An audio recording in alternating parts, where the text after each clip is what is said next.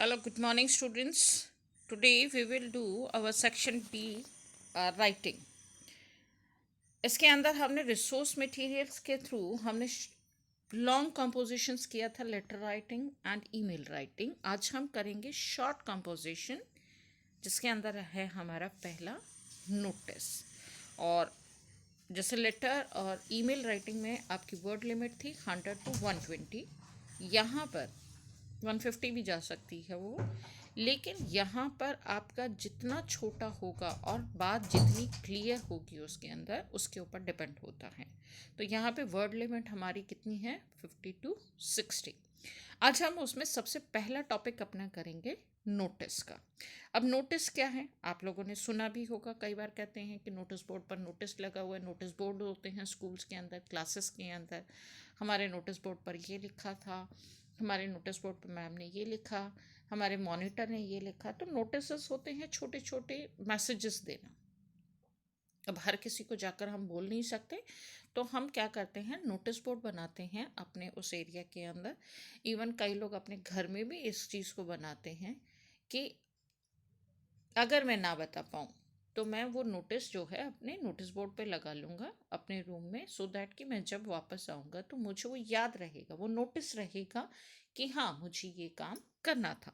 तो नोटिस होता है एक इंफॉर्मेशन, रिटन इंफॉर्मेशन किसी भी चीज़ के ऊपर, which is going to take place, जो आगे होने वाली है. जो हो चुकी है उसके बारे में नहीं, जो होने वाली है उसके बारे में वो एक रिटन इंफॉर्मेशन हमारी होती है. नाउ इसके अंदर कुछ चीज़ें याद रखने वाली होती हैं, वो हैं जैसे कि है, do not use I and you in a notice. कभी भी उसके अंदर हम आई एंड यू, किसी से बात कर रहे हैं वो हम कभी नहीं मेंशन करते उसके अंदर. डायरेक्ट हमारा जो मैसेज होता है वो उसमें हम टाइप करते हैं. दूसरी चीज़ है, नोटिस हमेशा एक बॉक्स के अंदर लिखा जाता है, सो दैट कि एक अट्रैक्शन बन सके और वो हमें दूर से ही एक हिंट दे दे कि हाँ ये एक नोटिस लगा हुआ है जिसके ऊपर हमें कंसंट्रेट करना है. थर्ड थिंग है, a notice must have all necessary information like time, date, venue and topic of discussion. Next है, नोटिस के अंदर हमारी सारी इंफॉर्मेशन होनी चाहिए. किस टाइम पे, किस डेट पे, किस वेन्यू, कौन सी जगह है एंड किस टॉपिक के ऊपर डिस्कशन है. फॉर एग्जाम्पल आपके एग्ज़ाम्स होते हैं तो मैडम क्या करती हैं, आपको टॉपिक्स लिखवाती हैं कि ये आपके एग्ज़ाम्स में आएगा, इस दिन आपका एग्ज़ाम है और इस हॉल में आपका एग्ज़ाम होगा. नोटिस बोर्ड को देखकर आप अपनी क्लास में पहुंचते हैं, क्योंकि वहाँ पे रोल नंबर्स के अकॉर्डिंग आपको रूम्स अलॉट होते हैं. तो आप नोटिस बोर्ड देखकर ही आप अपने रूम्स के अंदर जाते हैं. That is only for the example I am saying here. Otherwise notice आपके टीचर्स जो आपको नोटिस करते हैं कि हाँ, दूसरी चीज़ होती है, जैसे अभी 26 जनवरी आने वाली है, तो 26 जनवरी पे इन अभी तो हम लोग स्कूल में नहीं जा रहे, बट अगर हम स्कूल में जाते तो हमें नोटिस बोर्ड पर मिलता कि आपकी क्लास इसमें पार्टिसिपेट कर सकती है. तो स्टूडेंट्स जो भी नाम लिखवाना चाहते हैं तो आप इधर जाकर अपने टीचर, क्लास टीचर को, या जो आपका कोकुलर एक्टिविटीज़ का इंचार्ज है, आप उसको या अपने मॉनिटर को, जो भी है उसको आप जाकर अपने नाम लिखवा दो. तो वो छोटे छोटे टॉपिक्स डिस्कशंस के हमारे होते हैं. थर्ड थिंग आती है, the purpose of the notice should be clear. एकदम क्लियर होना चाहिए. Next, mention the date of writing the notice. किस डेट को आपने नोटिस लिखा, वो डेट होनी बहुत ज़रूरी है. तभी हम नीचे वाली डेट से कि हाँ कितने दिन पहले नोटिस लगा, उससे हम आइडिया लगा सकते हैं. नया है या पुराना हो चुका है, तो नोटिस पे अट्रैक्शन कब बनेगा? आज की, अगर अगर मैं आज की डेट नहीं डालूंगी, तो अगर वो पुराना पिछले महीने का है तो इट मीन्स वो हमारे यूज़ का नहीं है. हाँ, करंट का जो अभी हमें मैंने नोटिस लगाया वो आपके लिए यूज़फुल होगा, या 2 दिन पहले वाला, करंट वाला. तो इसीलिए डेट लिखना बहुत ज़रूरी होता है. नेक्स्ट आता है, the notice should have the name of the person, his signature and designation, या क्लास होनी बहुत ज़रूरी है. हमेशा लास्ट में अपना नाम लिखना अपने सिग्नेचर करना, और डेजिग्नेशंस होते हैं, जैसे मैंने अभी आपको बताया, क्लास टीचर हैं या आपके इंग्लिश के टीचर हैं या आपके हिंदी के टीचर हैं, तो वो उनका डेजिग्नेशन है अलग अलग। आगे इन फ्यूचर आप ऑफिस में जाओगे तो डेजिग्नेशंस चेंज हो जाते हैं, बट मैं अभी आप सीख रहे हैं तो आपके नियर अबाउट का ही मैं बताती हूँ।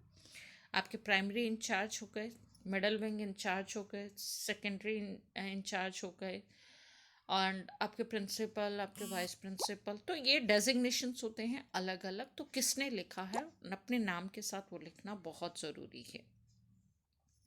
नेक्स्ट है वर्ड लिमिट, उसमें 50 या 60 होना बहुत ज़रूरी है। अब मैं नीचे लेआउट बताती हूँ इस तरह से। नेम ऑफ द इंस्टीट्यूशन और प्लेस, स्कूल का नाम, अगर आप स्कूल से के थ्रू लिख रहे हैं तो उसको लिखना बहुत ज़रूरी है आपको, कौन सी जगह पर। नोटिस बहुत बोल्ड करके लिखना पड़ता है सो दैट कि दूर से वो दिखाई दे कि हाँ नोटिस लगा हुआ है। डेट साइड में, left hand side. Then subject या हेडिंग क्या है आपका, किस पर्पस के लिए है। उसके बाद आप 4 लाइन के अंदर मेंशन करेंगे किस डेट को है, क्या करना है, वेन्यू कहाँ पर है, कौन सी जगह पर है, और रीज़न क्या है। वो इन 4 लाइनों में आपको 50 या 60 वर्ड्स में आपको लिखना होगा। उसके बाद आप अपना नाम लिखेंगे, सिग्नेचर करेंगे। अब आप लोगों को डेजिग्नेशन तो मिला नहीं, तो आप यहाँ पर अपनी क्लास मेंशन करोगे, आप कौन सी क्लास से हो सेक्शन के साथ। तो ये बॉक्स के अंदर होना बहुत ज़रूरी है। फॉर एग्जाम्पल, जैसे अब हम यहाँ पर लेते हैं, इमेजिन यू आर मोनीश, आपका नाम मोनीश है। You wish to sell your class 4th text books, आप 5th में आ गए, आप अपनी बुक्स को सेल करना चाहते हो, बहुत अच्छी कंडीशन में है, आप वेस्ट नहीं करना चाहते क्योंकि पेपर सेव करना बहुत ज़रूरी है। तो आप सोच रहे हो कि जब वही सेम बुक्स आपके स्कूल में रिपीट हो रही हैं तो क्यों ना मैं अपनी बुक्स को किसी और को दे दूं, उसके पैसे भी बच जाएंगे क्योंकि पेरेंट्स की मेहनत की कमाई होती है, और मुझे भी कुछ मिल जाएगा, तो मैं अपनी 5th की बुक्स खरीद सकता हूँ। तो ये बहुत ज़रूरी है अपनी बुक्स को अच्छे से मेंटेन रखना बच्चों, कवर लगा के उसको बहुत सुंदर से और बहुत संभाल के रखना।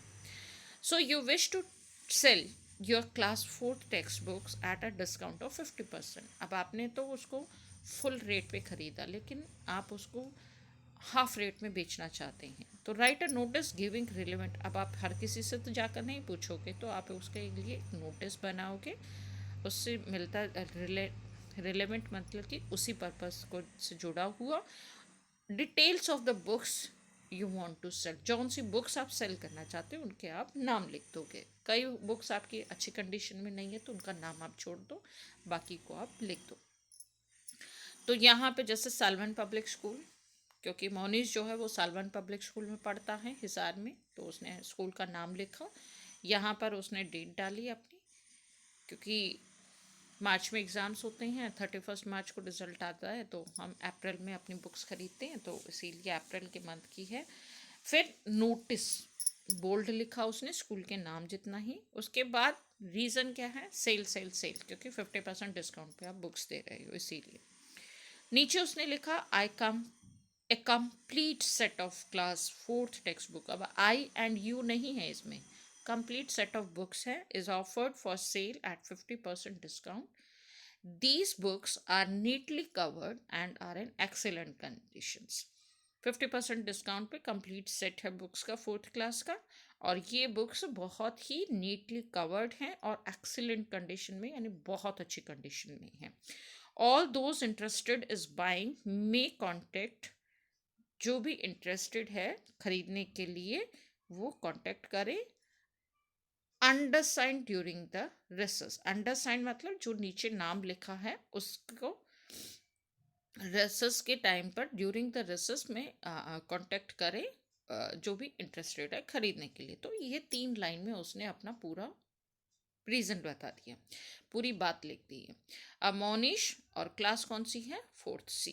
तो ये एक एग्जाम्पल मैंने आपको दिया है जो आपको अपनी बुक में भी लिखना है, और इन चीज़ों को, इन पॉइंट्स को अपने माइंड में रखना है। Okay students, have a nice day, take care, bye.